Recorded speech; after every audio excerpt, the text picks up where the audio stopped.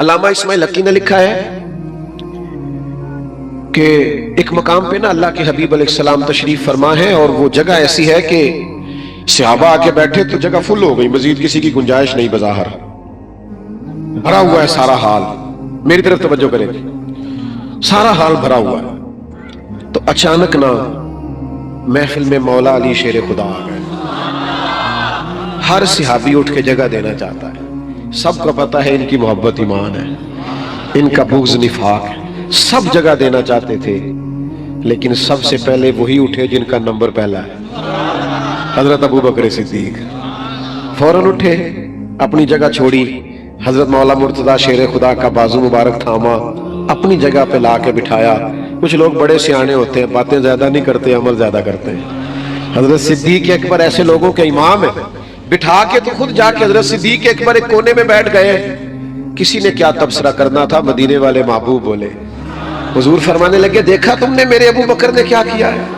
اور پھر حضور فرمانے لگے کوئی عزت والا ہی کسی کو عزت دیا کرتا ہے۔ تو ان کا پیار ہمیں سکھایا ہی صحابہ نے۔ تیسری بات، چند باتیں اس پر سنیں اور میں ختم کروں۔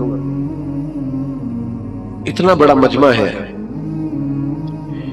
میں کوئی ماہر نفسیات تو نہیں، لیکن میں یہ بات دعوے سے کہہ سکتا ہوں کہ اگر کوئی بندہ گھر کی کوئی پریشانی لے کے بیٹھا ہے نا یہاں، تو وہ محفل میں پوری طور پہ حاضر نہیں۔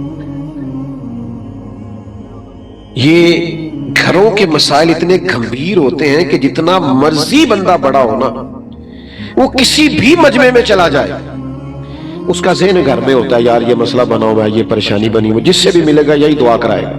او جی بچہ نہیں بات مانتا، دعا کر دیں، بچہ پڑھتا نہیں، دعا کر دیں، بچے کو نوکری نہیں ملتی، الجھا رہتا ہے۔ جو لوگ اپنے گھروں میں مضبوط ہوتے ہیں نا، گھر بہترین ہو جاتا ہے، بچے سمجھ جاتے ہیں، گھر کا ماحول ٹھیک ہو جاتا ہے، وہ باہر بھی بڑے بڑے کارنامے سر انجام دے لیتے ہیں۔ لیکن جو گھر کے اندر بیچارے مجبور اور پریشان ہو جاتے ہیں، وہ باہر بھی کوئی بڑا کام کر سکتے۔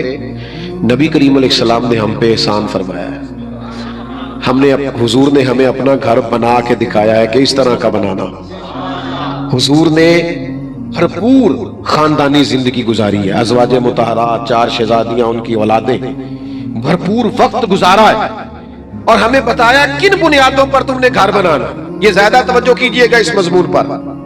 سب سے پہلی بات تو یہ کہ حضور نے اپنے گھر والوں کو وقت بڑا دیا ہے۔ ادھر دیکھو میری طرف جوانوں، یاروں کے لیے ٹائم ہے، کھانے کھانے چلے جاتے ہو گھنٹہ سفر کر کے، سیرے کرنے چلے جاتے ہو، اولادوں کو وقت دو، اپنے بچوں کو وقت دو۔ ایک چھوٹی سی بات بزرگوں سے کرنی ہے، اگر ناراض نہ ہو جائے تو کر لوں کہ رہنے دوں؟ آپ ہاں نہ نہیں کرتے، میرا خیال ہے رہنے دیتے، کر لیں۔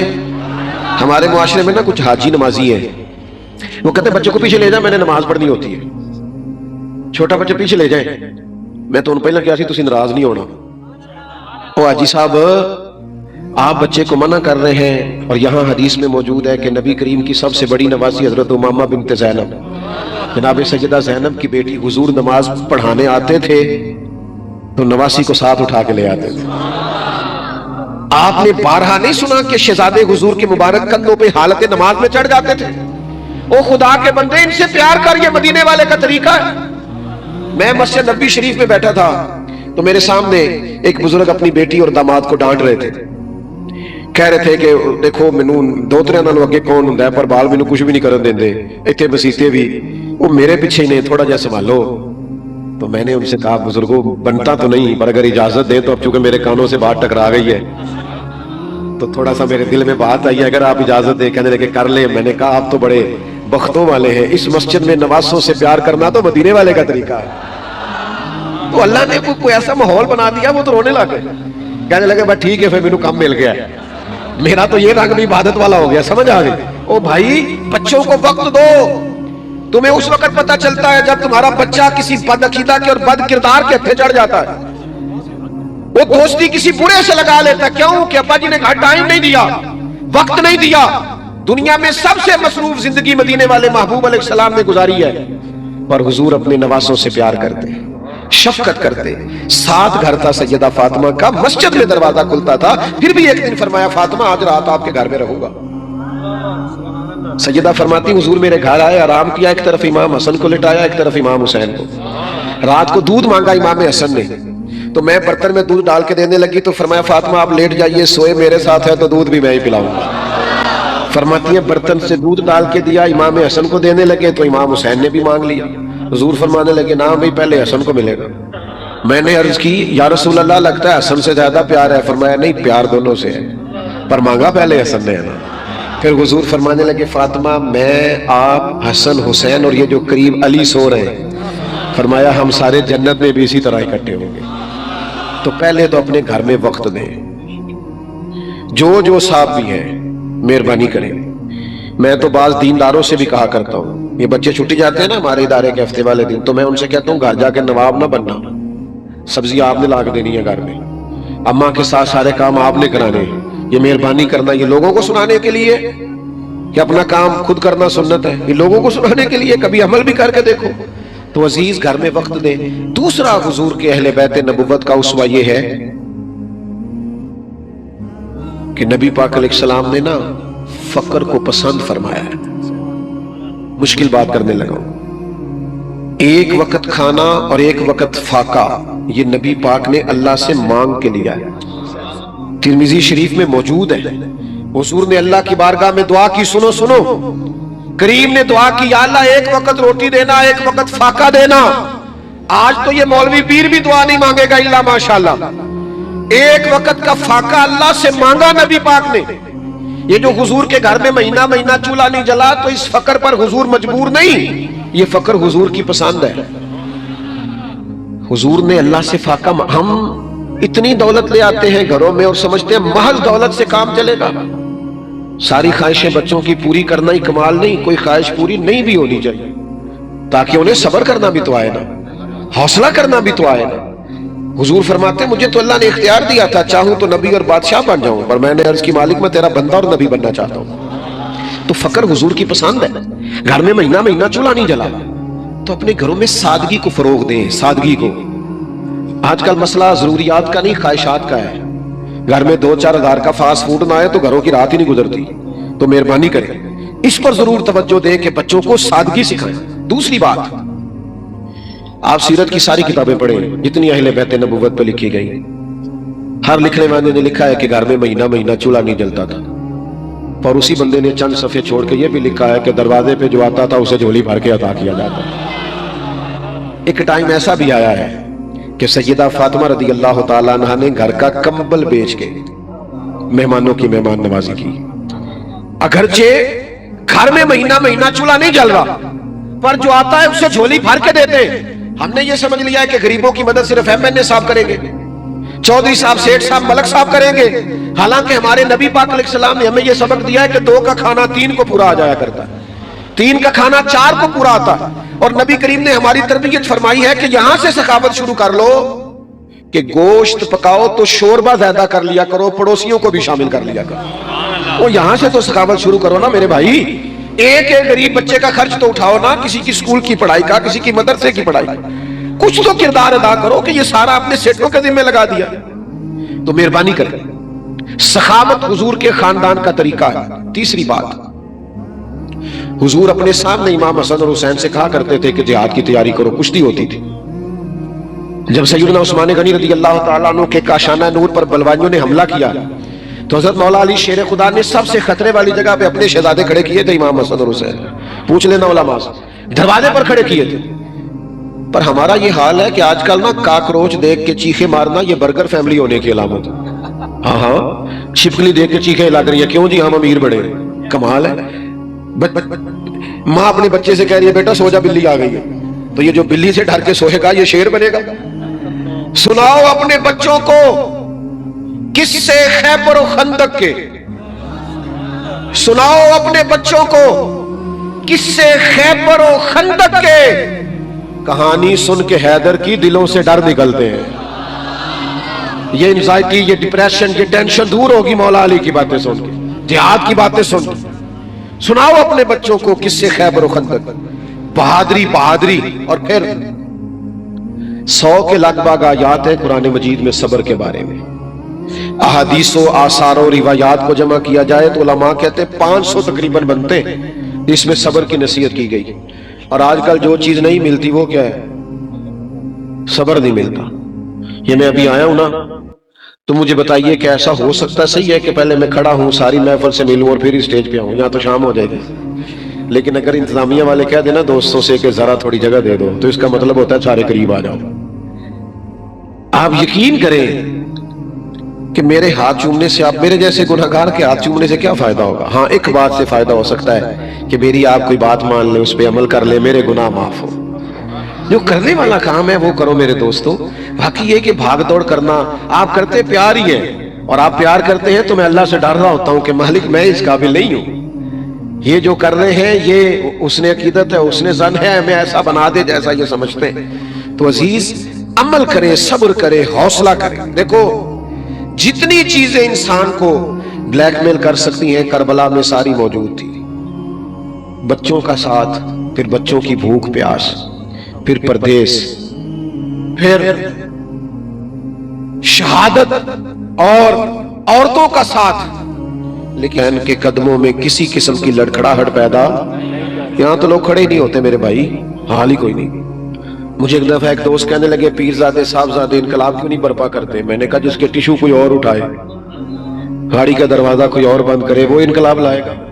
صاحبزادے تو اس طرح کے ہونے چاہیے کہ وہ اسوہ حسنہ پہ عمل کریں جناب علی اکبر کے، حضرت قاسم بن حسن کے، جنہیں کو ٹھہرنا ہے، رکنا ہے، میدان میں کھڑا ہونا، پھر انقلاب برپا ہوتا ہے.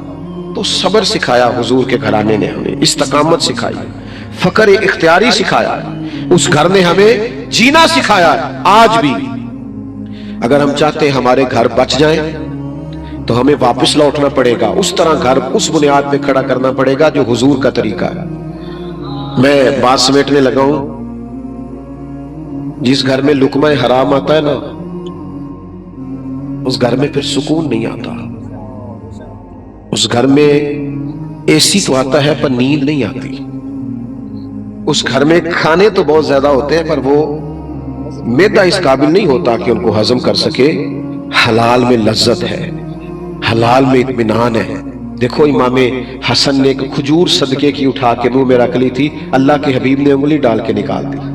فرمایا میری اولاد کے لیے بہتر خدا را، کچھ پابندیاں لگاؤ. آپ کسی کے بچوں کا رزق چھین کے اپنے گھر میں لیں اور پھر کہیں گھر میں سکون ہو، تو یہ کیسے ہو سکتا ہے؟ ان چیزوں پر آپ عقیدے کو استوار کریں، عمل کو استوار کریں، جس پر پھر بنیاد مضبوط ہو. دوستو سب سے پہلے یہ سمجھیے کچھ چیزیں ایسی ہیں شریعت کے اندر جو محض مباح ہیں. یہاں ماشاءاللہ شیخ الحدیث صاحب موجود ہیں، لاہور سے تشریف لائے ہمارے مہمان، باقی بھی ڈھیر سارے ماشاءاللہ علماء موجود ہیں. مسئلہ سنیے گا، کچھ چیزیں مباح ہیں، صرف جائز ہیں. کچھ چیزیں دین کے اندر مستحب ہیں، کر لو تو ثواب ہے، نہ کرو تو گناہ نہیں. کچھ چیزیں فرض ہیں، واجب ہیں، ضروری ہیں، ان کے بغیر گزارا نہیں. صحابہ اور اہل بیت کی محبت دین میں فرض اور ضروری ہے. یہ ضروریات دین کا مسئلہ ہے. آپ دیوانہ نہ سمجھا کریں ان لوگوں کو جو آپ کے لیے جلسے کرتے ہیں، پنڈال لگاتے ہیں، بزم سجاتے ہیں. یہ اس فرض کے فروغ کی کوشش ہے کہ لوگوں کے دلوں میں نبی کریم علیہ السلام کی، اولاد پاک کی اور اصحاب پاک کی محبت پورے طور پر بیٹھ جائے. یہ ایک ضروری کام ہے اس محبت کا فروغ. قرآن مجید کی نص موجود ہے. جب کچھ صحابہ نے عرض کیا تھا کہ یا رسول اللہ صلی اللہ علیہ وسلم، ہم یہ کچھ نظر ہر مہینے آپ کی عالی مرتبت بارگاہ میں پیش کریں گے، آپ قبول فرمائیں. آپ نے ہمارے لیے بڑی محنت کی ہے، بڑی تبلیغ فرمائی ہے، تو ہم یہ ہر مہینے تھوڑا سا نذرانہ پیش کریں گے. تو اللہ تعالیٰ نے قرآن مجید نازل فرمایا. اس کو آپ نے سمجھنا ہے. فرمایا قل لا اسألکم علیہ اجرا، محبوب آپ ان سے فرمائیں کہ میں تبلیغ دین پر تم سے کوئی اجر نہیں مانگتا. الا المودۃ فی القربى، بس میرے قریبیوں سے محبت کرتے رہنا. محبت کرنا، ہم نہ محبت کرتے ہیں لیکن ہماری محبت کو صحیح رستہ چاہیے.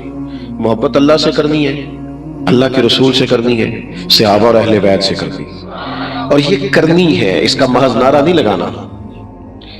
اس کا سیزن نہیں ہوتا کہ یکم سے 10 ایک سیزن ہے اور پھر یکم ربیع الاول سے 12 ایک سیزن ہے. اس کا سیزن نہیں ہوتا، یہ فرض ہے.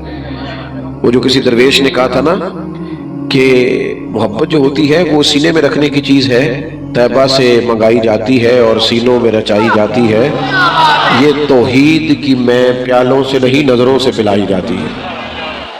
تو اس محبت کو پیدا کرنا، یعنی آپ کے دل میں جب نام آئے نا حضرت مولا علی رضی اللہ تعالیٰ عنہ کا، تو آپ کے وجود کے اندر حرکت پیدا ہونی چاہیے۔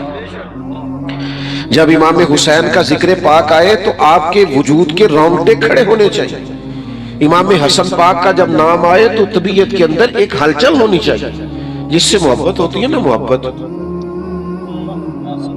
اس کا نام آنے سے نا انقلاب آ جاتا ہے، فرق پڑ جاتا ہے، طبیعت کے اندر بہتری آ جاتی ہے۔ کوئی آدمی اپنے محبوب سے بچھڑ گیا تھا، عارف رومی نے لکھا ہے، تو پتہ بھی نہیں چلتا تھا اس کا محبوب کہاں رہتا ہے، تو بڑی دوائیں شوائیں کھلائیں، بڑا کچھ کیا، تو پھر ایک حکیم بھی تھے اور عارف بھی تھے، ان کو بلایا تو بلا کے کہا یہ تو بے ہوش ہو گیا ہے، تو سمجھ نہیں آ رہی کیسے بیدار کریں۔ تو اس نے کہا کہ کوئی شخص ہے جس سے یہ بچھڑ گیا، سمجھ بھی نہیں آ رہی، اس نے بتایا بھی کسی کو نہیں، تو وہ کیا اس پر کیفیت ہے، ڈھونڈے بھی کیسے، تو پتہ بھی کیسے چلے، تو ہوش بھی نہیں۔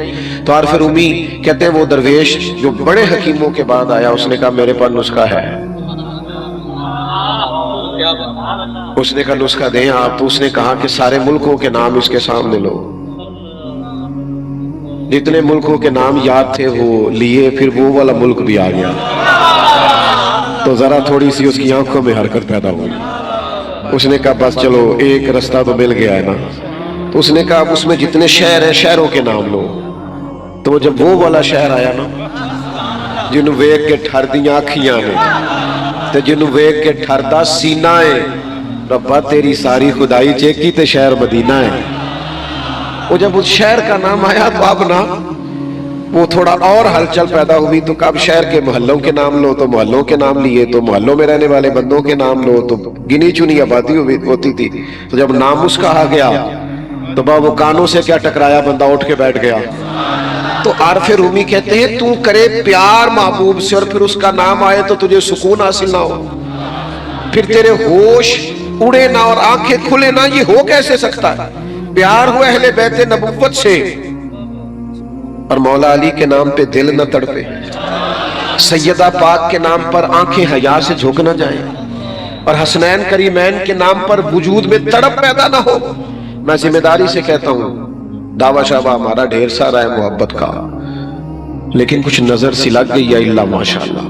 یہ نہیں میں کہہ سکتا محبت ختم ہوئی ہے، لیکن وہ جو خاص جذبات تھے، وہ جو خاص حسن تھا، وہ جو خاص ایک قسم کی رہنائی تھی، وہ اب ہمیں وہ رمق نہیں نظر آتی، وہ پیدا کرنی ہے ہمیں۔ وہ دیکھو بہت سارے لوگ دولت سے پیار کرتے ہیں، آپ نے ماننا نہیں چونکہ لوگ مانتے نہیں، ماننا چاہیے بھی نہیں، پتہ لگ جاتا ہے پھر، لیکن بہت سارے لوگ دولت سے پیار ہے۔ میں ویسے کچھ ایسے لوگوں کو جانتا ہوں کہ ان کی جیب میں پیسے ہوں تو ان کی صحت بھی ٹھیک رہتی ہے، آپ کی نہیں بات کر رہا، میں نے تو کہا کچھ لوگ ہیں اور ان کی جیب میں پیسے نہ ہوں تو ان کی صحت بھی خراب رہتی ہے۔ میں کچھ ایسے لوگوں کو بھی جانتا ہوں کہ ان کی 2-3 تعریفیں کر دے رات کو تو ان کو نیند صحیح آ جاتی ہے، انہیں شہرت سے پیار ہو گیا ہے۔ عارف رومی فرماتے بیٹا اسٹیج پہ تو میں نے اعلان کیا تھا، چھوڑ دیں آپ بات سنیں۔ حضرت سعدی فرماتے ہیں کہ لکڑی کو دیمک کھا جاتی ہے اور بڑے لوگوں کو خوشامد کھا جاتی ہے، یہ بیماری لگ جاتی ہے، 2-4 تعریفیں نہ کریں تو بعض لوگوں کو نیند نہیں آتا، شہرت سے پیار ہو جاتا ہے۔ یہ تصویروں کا مسئلہ اتنا پریشانی کیوں کرتا ہے لوگوں کو آج؟ ڈھیر سارے لوگ ہیں بیچارے اپنی فوٹو ہی موبائل پہ لگا کے سارا دن اپنے آپ کو دیکھتے رہتے ہیں، خدا مجھے ایسی خدائی نہ دے کہ اپنے سوا کچھ دکھائی نہ دے۔ وہ کہا بھائی الجھ گئے ہو، آپ کو پتہ ہے یہ شہرت کی محبت، یہ دولت کی محبت، اقتدار کی محبت، یہ نقصان کتنا زیادہ کرتی ہے۔ کچھ چیزیں مضر صحت ہوتی ہیں نا، کہتے ہیں فلاں چیز بڑا نقصان کرتی ہے، یہ شہرت کی محبت، دولت کی محبت، یہ کتنا نقصان کرتی ہے۔ سنو حدیث پاک، اللہ کے حبیب علیہ السلام نے فرمایا 2 بھوکے بھیڑیے بکریوں کے ریوڑ میں کھلے چھوڑ دیے جائیں، بھیڑیا ویسے خطرناک اور پھر بھوکا، اور پھر یہ کہ اسے منع کرنے والا بھی کوئی نہیں، کھلا چھوڑ دیا گیا۔ فرمایا 2 بھوکے بھیڑیے بکریوں کے ریوڑ میں کھلے چھوڑ دیے جائیں، وہ اتنا نقصان نہیں کرتے جتنی دولت اور شہرت کی محبت انسان کے دل کا نقصان کرتی ہے۔ لوگ اندر سے اجڑ جاتے ہیں پوری طور پر، انہیں خبر ہی نہیں ہوتی، روح بے آباد ہو جاتی، اندر ویرانہ آ جاتا ہے، پوچھتے پھرتے ہیں میں بور بڑا رہتا ہوں، سارا کچھ ہے، سکون کوئی نہیں۔ وہ بھائی سکون تو تب آئے گا نا جب تیری روح کو وہ خوراک ملے گی جس کی ضرورت ہے۔ تو محبت سے کرتا پھرتا ہے، دولت سے، شہرت سے، اقتدار سے، عہدے سے، اپنے آپ سے۔ تجھے حکم تھا کہ پیار کر مدینے والے محبوب سے اور ان کی نسبتوں سے پیار کر سیدنا صدیق اکبر سے، حضرت فاروق اعظم سے، سرکار عثمان غنی سے، اور مولا علی شیر خدا سے، اور حسنین کریمین سے۔ میں آپ کی خدمت میں عرض کروں، بڑا ہی پاکیزہ جذبہ ہے حضور کی اولاد سے پیار کرنا۔ جو محسن ہوتے ہیں نا ان کی نسبتیں ویسے بڑی اچھی لگتی ہیں۔ ہم نہ اپنے اساتذہ کی اولاد کی بھی بڑی قدر کرتے ہیں، ہم اپنے مشائخ کی اولادوں کی بھی قدر کرتے ہیں۔ کیوں کہ ہمیں کسی درویش نے کہا تھا کہ اصلاں نال جے نیکی کریے تے وہ نسلاں تاک نہیں بھول دے۔ کسی اصل سے نیکی کرو تو وہ گھر بھی بتا کے جاتا ہے کہ فلانا میرا محسن ہے، اس کا خیال رکھنا۔ تو جس استاد نے دو چار جملے کہنے، سننے، لکھنے کے قابل کیا ہونا، بھائی اس کی اولاد کی قدر کرنے کو بھی دل کرتا ہے۔ تو جو استاد، پیر اور مرشد کی اولاد کا قدر ہے تو دل پہ ہاتھ رکھ کے بتانا مدینے والے کی اولاد کا کتنا قدر ہے، ان کا کتنا اکرام ہے۔ اور پھر کبھی کبھی نا حضور نے اس محبت کو اس طرح بیان کیا، اس طرح بیان کیا ہے کہ ان جملوں پہ مر جانے کو جی چاہتا ہے۔ اتنی بارفتگی سے، اس قدر زیادہ حسن سے، محبوب کی تو ہر بات ہی کیا بات ہے، لیکن ذرا یہ انداز دیکھنا بات کرنے کا۔ کریم فرمانے لگے اللہ سے محبت کرو تمہیں رزق دیتا ہے، اور مجھ سے محبت کرو میں اللہ کا رسول ہوں۔ اور فرمایا میری اہل بیت سے محبت کرو کیونکہ میری اولاد ہے، میری اولاد ہے۔ اصلاں نال جے نیکی کریے نسلاں تاک نہیں بھول دے، ہاں بے اصلاں نال نیکی کریے تے پھول کنڈیاں نال تول دے۔ یہاں ایک جگہ پہ کہا بے اصلاں نال نیکی کریے تے الٹیاں چالا چل دے۔ وہ اور کہانی بنانی شروع کر دیتے، اور کہانی۔ یاد رکھ میرے عزیز، حضور کی اولاد سے پیار کریں۔ کبھی کبھی نا آپ کا دل چاہے جا کے آپ مولانا سے فرمائش کریں کہ آج کوئی اور بات نہیں ہونی چاہیے، آج مجھے امام حسین کے فضائل سنائیں۔ اللہ کی بارگاہ میں دعا کرتا ہوں جو کہہ سکا ہوں اللہ قبول فرمائے، بات کرتے ہوئے کہیں بھول گیا ہوں تو اللہ تعالیٰ درگزر فرمائے۔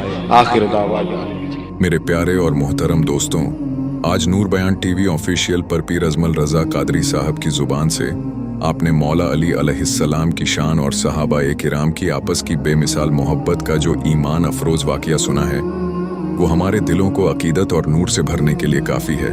ذرا دل کے کانوں سے سنیے اور اس مقدس ماحول کا تصور کیجیے۔ مولانا اسماعیل حقی نے اپنی کتاب میں تحریر فرمایا ہے کہ صحابہ کرام کا ایک عظیم مجمع بیٹھا ہوا تھا، محفل پوری طرح سجی ہوئی تھی۔ اسی دوران شہنشاہ ولایت شیر خدا حضرت علی اس محفل میں تشریف لاتے ہیں۔